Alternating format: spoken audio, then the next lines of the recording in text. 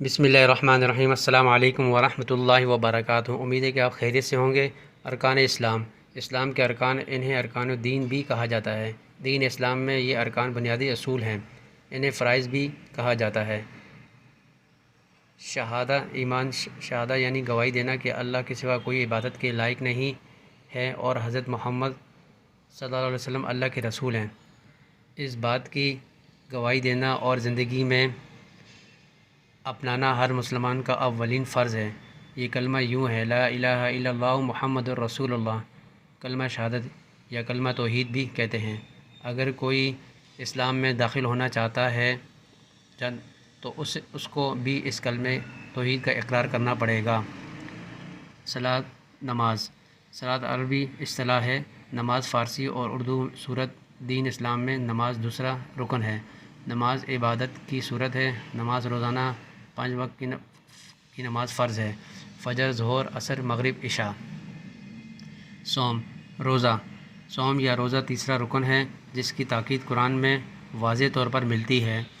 روزے 3 قسم کے ہیں: پہلا ماہ رمضان کے، دوسرے قسم کے معافی مانگنے کے، ان دونوں کا ذکر سورہ بقرہ میں ہے۔ تیسرا قسم کا روزہ تقویٰ کا، جس کا ذکر الاحزاب میں ہے۔ زکوٰۃ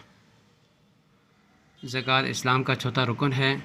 اس کا اہم اصول اللہ کی عطا کی نعمتوں کو خالص کرنا ہے۔ اس کی ادائیگی ہر مسلمان پر فرض ہے۔ اس کا اہم مقصد غیر مساوات کو ختم کرنا، معاشی مساوات کو برقرار رکھنا۔ زکوٰۃ کے 5 اصول مانے جاتے ہیں: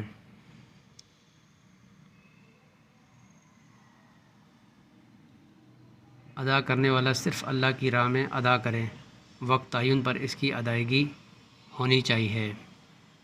زکوٰۃ ادا کرنے کے بعد اس کی تشہیر نہیں ہونی چاہیے۔ اگر زکوٰۃ کی رقم سے بھی زیادہ ادا کی جا رہی ہو، اسی صورت میں بھی نہ تشہیر ہونی چاہیے نہ تکبر۔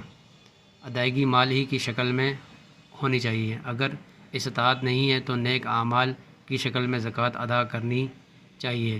زکوٰۃ کو اسی گرہ میں تقسیم کرنی چاہیے جہاں سے آمدنی آئی ہو۔ حج 5واں رکن ہے۔ ہر وہ مسلمان جو قابل ہو اس پر فرض کیا گیا رکن ہے۔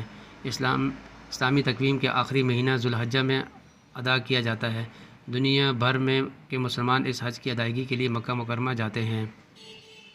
اپنا خیال رکھیے گا۔ پھر ایک نئی ویڈیو میں دوبارہ حاضر ہوں گے۔ اللہ حافظ، فی امان اللہ۔